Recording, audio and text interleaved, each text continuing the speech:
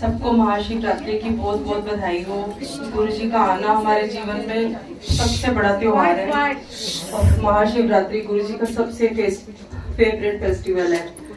I lost my mom 15-20 दिन पहले, तो तब से मन नहीं था पहले सत्संग में आने का, लेकिन शिवरात्रि के करके और गुरु जी से प्यार करके खींचे चले आते हैं।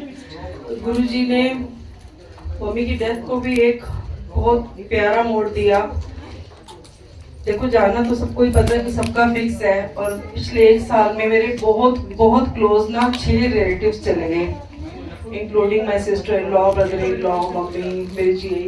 तो मैं बहुत कभी कभी बहुत वीक हो जाती थी, लेकिन और आंटी के सत्संग से मुझे हमेशा ऐसे ना स्ट्रेंथ मिलती है वापस खड़े होने की। मतलब कभी कभी मैं सोचती मैं नहीं जाना, लेकिन वो खिंचाव ऐसा होता है गुरु जी का और इस दरबार का, इस रस का, कि मैं छोड़ नहीं पाती।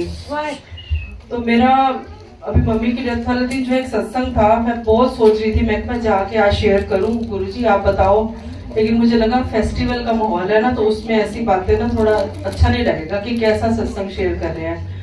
जब पूजा ने भी मम्मी का शेयर किया तो मुझे लगा ये गुरुजी कह रहे हैं कि चल तू भी बता ही दे।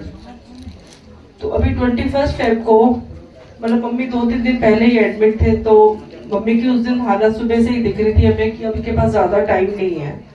और मैंने एक सत्संग सुना था कि जब सब कहते हैं ना कि यमदूत तो लेने आते ही हैं, तो कैसे कह सकते हैं कि यमदूत जब नहीं आवे नेड़े। तो किसी ने बताया कि जो गुरुजी की संगत है या गुरुजी से प्यार करने वाले हैं, उनको यमदूत नहीं शिवगढ़ लेने आते हैं।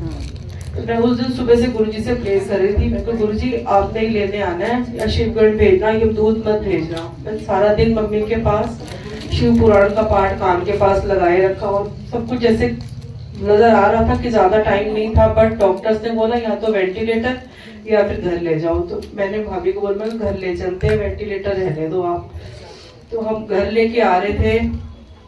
घर आने के बाद हमें ना समझ नहीं आ रहा था कि मम्मी है या नहीं, हम कुछ ना क्लियर नहीं हो रहा था। मैं तो गुरुजी प्लीज आप बताओ, मुझे तो कुछ पता ही नहीं चल रहा। उस टाइम हम 4-5 लोग खड़े हुए थे और बस सब यही थे कि कोई डॉक्टर आए तो डिक्लेयर करे, कोई डॉक्टर आए तो डिक्लेयर करे। तो डॉक्टर डॉक्टर डॉक्टर जैसे शोर ही मचा हुआ था, डॉक्टर कहीं से डॉक्टर पता करे।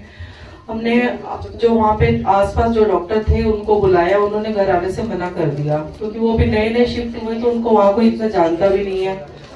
तो उस टाइम भैया मम्मी को लेके गाड़ी में जैसे नीचे गए, पीछे पीछे मेरी भाभी की सिस्टर और मैं गए, और मैं जा रही हूँ और सामने से मैं क्या देखती हूँ, गुरुजी के डॉक्टर आ रहे, डॉक्टर अनिल अग्रवाल। मेरा तो वहीं पे रोना शुरू किया। मैं तो गुरुजी ने तो अपना डॉक्टर भेज दिया, उसके साथ कोई और भी थे ओल्ड संगत, मैं नहीं उनको जानती। मैं डॉक्टर को देख के ही रोने लगी। मैंने कहा गुरुजी आपने तो अपना डॉक्टर भेज दिया। और वो कहते क्या हो गया, मैं कहा ऐसे ऐसे मम्मी का वो, तो कहते नहीं आप आओ। जो सत्संग हुआ था वहाँ थोड़ी देर पहले ही, और अंदर गए, जल प्रसाद भी दिया, हमें मत्था टिकवाया।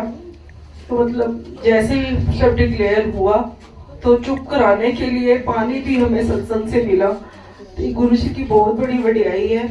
वो हॉस्पिटल से भी जा सकते थे, लेकिन उनको वहीं से लेके जाना था जहाँ से अभी सत्संग हुआ था, और जल प्रसाद भी गुरु जी ने दिया। थैंक यू गुरु जी, आपने मम्मी को अपने चरणों में लिया, आपकी बहुत बड़ी वडियाई है ये। बस हमेशा अपनी संगत का ऐसे ध्यान रखना, यहाँ भी और वहाँ भी। यहाँ भी आपके चरणों में रहना है और वहाँ भी आपके चरणों में रहना है। बस अब आपको समझने की और आपका भाड़ा मानने की हमारे को समझ आ जाए, इससे ज्यादा हमें कुछ भी नहीं चाहिए। थैंक यू गुरुजी, बहुत बहुत शुक्राना आपका, बहुत बहुत।